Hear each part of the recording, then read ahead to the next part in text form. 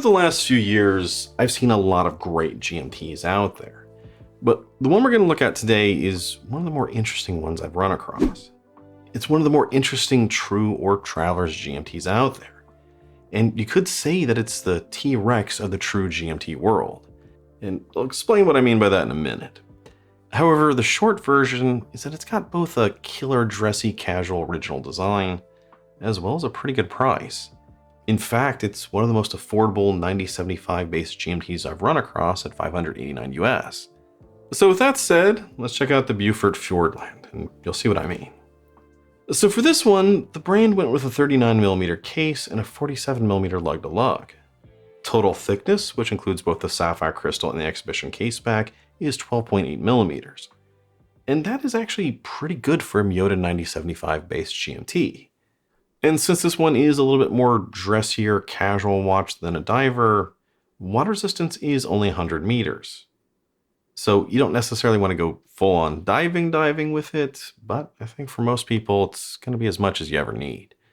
And before we get too far, I do want to point out that this watch was provided by the brand and they aren't asking for it back, hence the promotional tag at the beginning.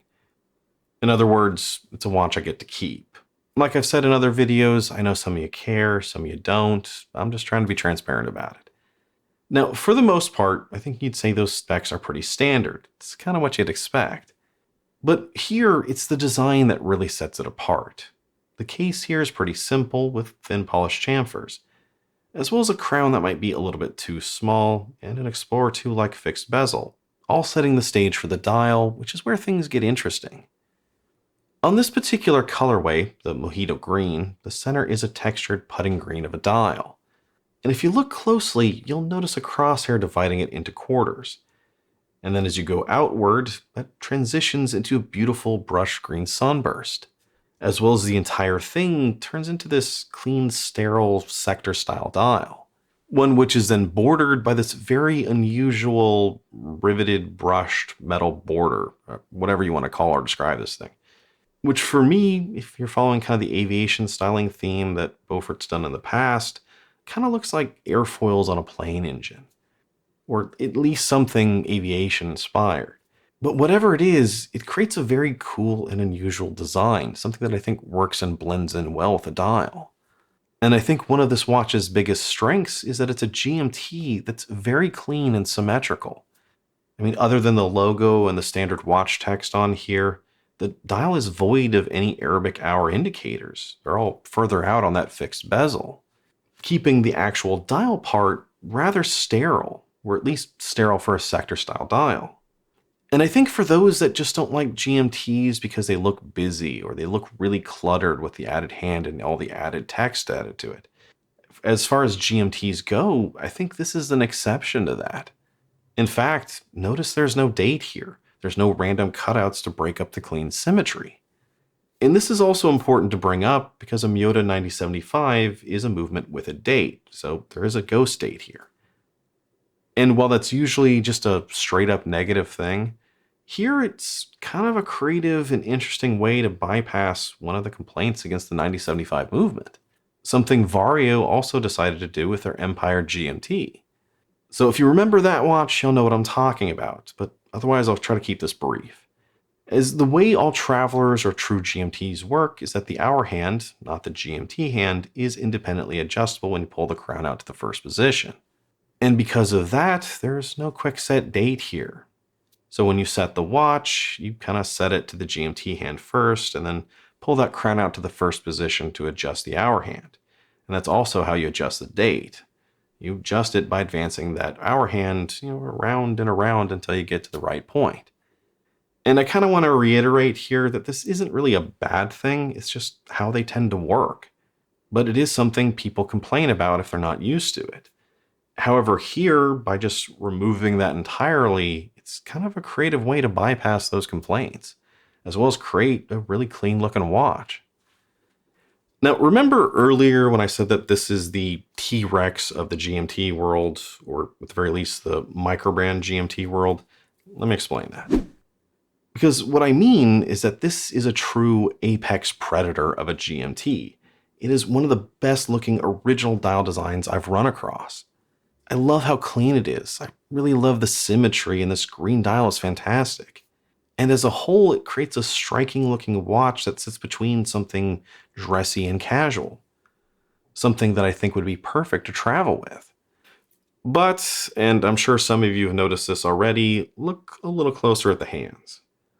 Because the hands are confusingly and ridiculously short here, just like the arms on a T-Rex. So, T-Rex of the GMT world. And honestly, how short these hands was one of the first things that I thought of when I took this thing out of the box. Wait, scratch that. It was actually the second thing. First thing was I took this outside, saw how good the dial looked in the lights, and then just noticed how short the hour and minute and second hand were. In fact, I sent pictures to a few other reviewer friends of mine and was like, what's going on here? Now, to be fair here, if you're only looking at the green area, the actual dial area itself, the hand shortage isn't quite that bad. But the shortness is visually compounded by that cool riveted border, which makes the dial seem larger than it is. And for me, the confusing part is looking at that border and wondering why it's just not incorporated into the dial. Because that whole area is just begging for that second hand or minute hand to be sweeping over it. Now, I mean, yes, the one reason I can think of is that you would lose some contrast, and especially the second hand, as you'd have steel over steel. But, put a red tip on that second hand and problem solved. So in a nutshell, that's really the best and the worst part of the Fiordland. Great original design, short stubby hands. Although there are a few other shortcomings here as well that I want to point out. Like the crown. I already said it's small and it is pretty hard to pull out at times. But it's also not screwed in. Which again, to be fair, you don't necessarily need with 100 meters, but it is something I know a lot of you would like to see. Loom here is also a mixed bag. I really like the design with its continuous circle containing all the hour indicators. It looks really cool. But it barely lasts. In terms of longevity, it's really poor. When I tested it out, it was barely able to keep up with my old Vostok. And the watch does come with this Tropic rubber strap, which feels comfortable and looks good on the wrist. Although, honestly, pretty much any strap looks good on this thing. This thing is a real true strap monster. But that rubber Tropic strap, I think, is a little bit disappointing to have on a $600 watch. It's okay, but it's not really anything to write home about. There's no quick release, and I did notice some rubber fraying on the keeper when I first got it. However, Beaufort also sent along one of their beads of rice bracelets, or they call it beads of rice. To me, this is more of a shark mesh. And this bracelet actually impressed me. For 79 bucks, it seems like a good quality bracelet. It's got a good action and quick release solid end links. As well as, again, it just looks great with a watch. So that's a good option, but know that it is a butterfly clasp, and with that, you never have any micro adjusts. So you might not quite get that perfect fit you want on your wrist. So bottom line is that it's a terrific original design with a lot of promise and a really good price. But there is definitely some room for improvement here. Now, I don't think that the short hands just flat out kill the watch. I still think the design as a whole is great. And this green one, again, is a total strap monster. But those short hands do hurt it, and confusingly so.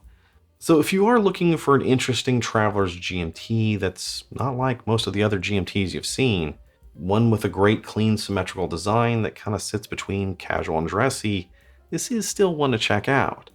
Even with its faults, I can't think of another GMT quite like it. But if you can, let me know down below, as well as just what do you think about the Fiordland. And as always, you guys know what to do down below. Like, comment, subscribe, all that stuff. I'm Shane, this is Relative Time, and I'll see you next time.